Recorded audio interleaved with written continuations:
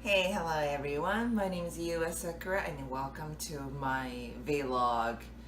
How many did I have so far? Yeah, I'm so random. So I wanted to make this actually for the entire week because you know what's going on in America. It's kind of crazy. And it's been kind of crazy ever since the new president has been was elected back in January. Oh no, he was elected last year, but like he actually took an official presidency in January. But then when I think about it, it's been always sort of not crazy, but a lot of tension because I moved out here the year of 2001 when 9/11 happened. Then after that, there was a war going on, and in 2001, oh, Aaliyah passed away, the singer, a beautiful, beautiful singer and actress. But that's my personal thing. It was just had a personal impact on me, but that has nothing to do with what I'm going to say today. So 2001, that happened, and after that, I saw the first black president uh, took the office. That was big news as well. So ever since I moved out here, there was something going on. There is always a racial tension with me included. Uh, like a couple, the last couple of years, there was a Hollywood whitewash talk. That's another discrimination.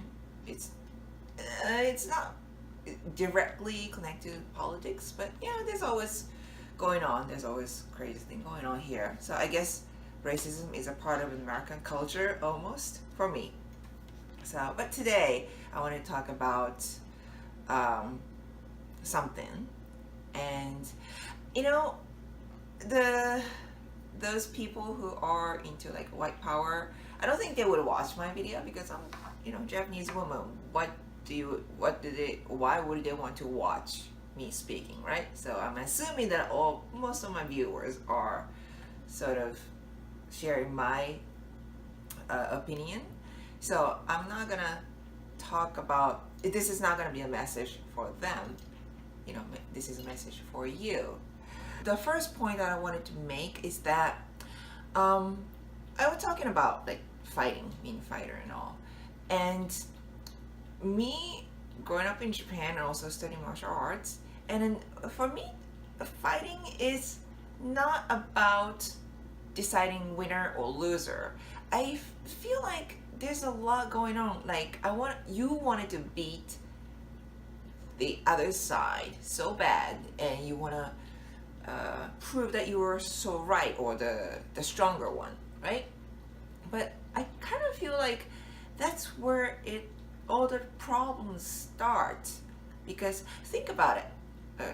As much as you're convinced that you're right or strong, it's as the other side, they believe that they're the right ones too. So it's not about, so you can't never compete in being right, because all sides have their opinions and reasons. So, and I remember I saw this YouTube video actually about this ex-CIA woman. I should have gotten her name, but she was talking about like counterterrorism, and she was mentioning about the importance of understanding the other side. Yes, I know.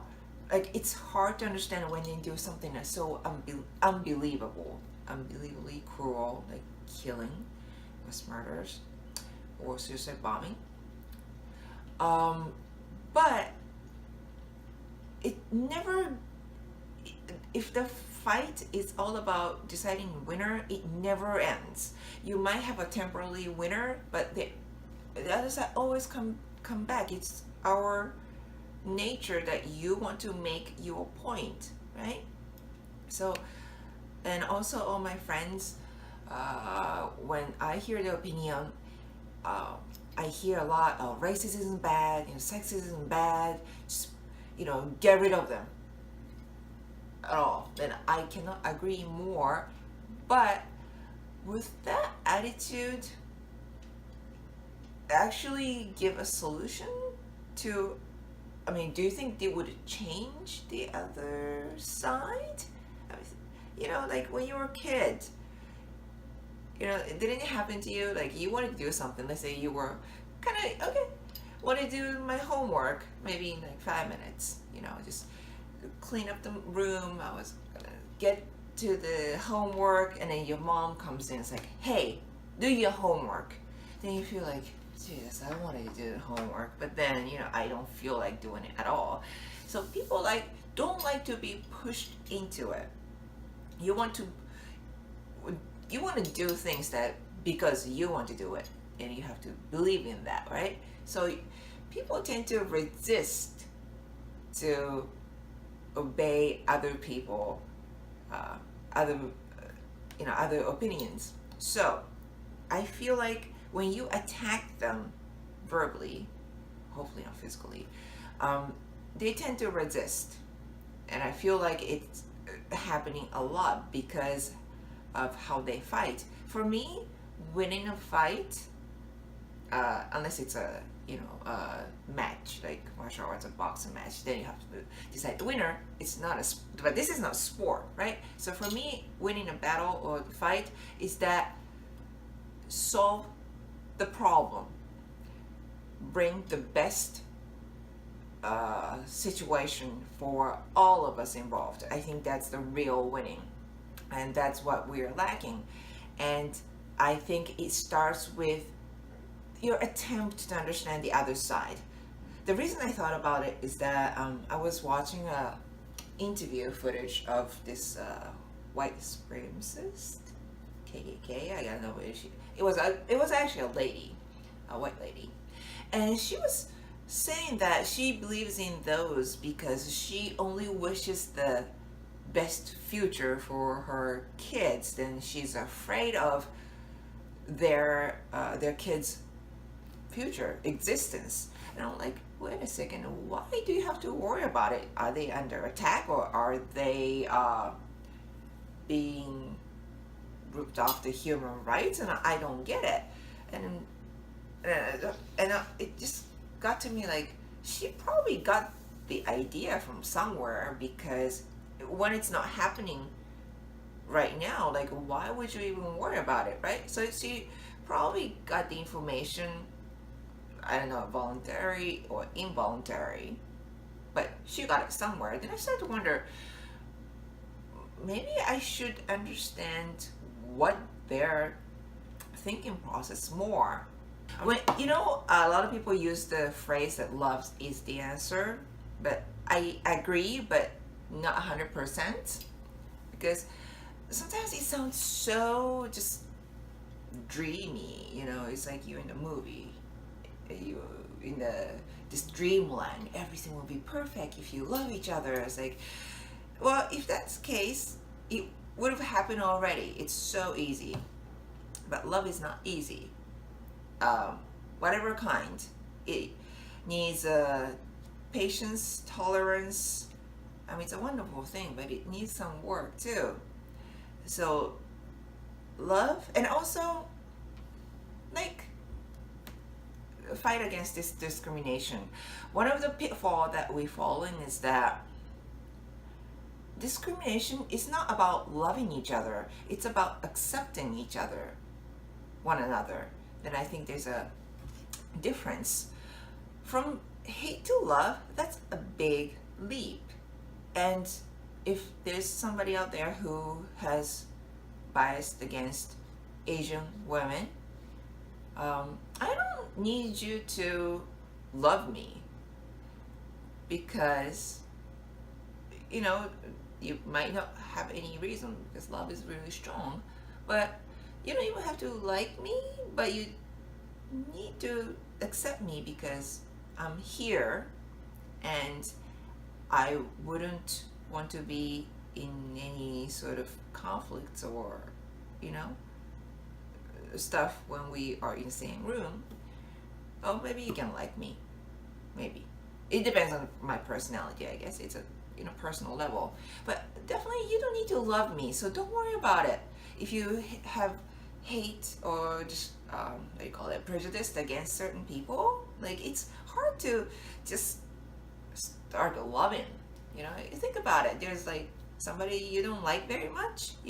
If if you are forced to love them, it's so hard. It's like I just cannot imagine doing that. But accepting is easy.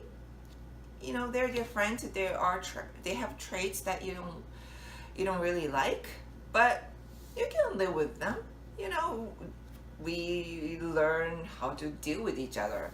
That's so much easier. So when people say love is the answer, I sometimes feel like you can maybe kind of slow down a little bit, going step by step. I'm sure a lot of people use a phrase for different. Each of them have different reason behind it when they say it. But for me, whenever I hear that sentence, I feel like maybe we can go a little bit slower. Yeah, that's what I'm saying. Okay, so that was the first point. Let's try to understand and listen to the other. Yes. My second point is that this is a little bit sort of out of what's going on in context, but I want to think about the politics and religion. Yeah, two topics that are taboo in conversations, right? And I say both of them. Yes, I'm not talking about any particular religion or politics or a government. I'm talking about this separation of both, and that's what Japan has. Brief history lesson. After World War II, a GHQ took over Japan to reconstruct the Japanese government, and before that, our emperor was considered God, and that was the Shinto religion was taking over the country, and it was tied into politics. So those kamikaze fighters. That's basically written kami, God, kaze, wind. So basically they carried fuel for just one way, and it is diving into their ship, the opponent's ship or enemy's ship, or what is it, like a building, and just basically a suicide bomber with a plane. So that's what happened. And religion, does faith make you do insane, inhumane things? Because religion it's more based on your emotion. It makes you do things beyond yourself. I grew up in the country where government and religion, any religion, are completely separated. Any government official should not be affiliated with any group officially. And our emperor is no longer God, good now, or they don't have any political power. I don't think they can even vote in Japan. So they're just serving as the symbol of Japan, beloved symbol, and that's it. And I believe that's the best way of how they exist in a country. I'm not non-religious. I am non-religious. I'm not atheist, that's what I want to say. I'm not against religion. I see a lot of people who are happy because of that. Good for them, And then some of the teachings, I believe they are great. And I go to like religious occasions, events sometimes, like wedding, funeral, what else, something. But I don't really have one particular religion, and I believe that if I need any teaching, I feel like I can learn from actual people or books or events. I have all the material that I would need in my actual life, so I never had the craving of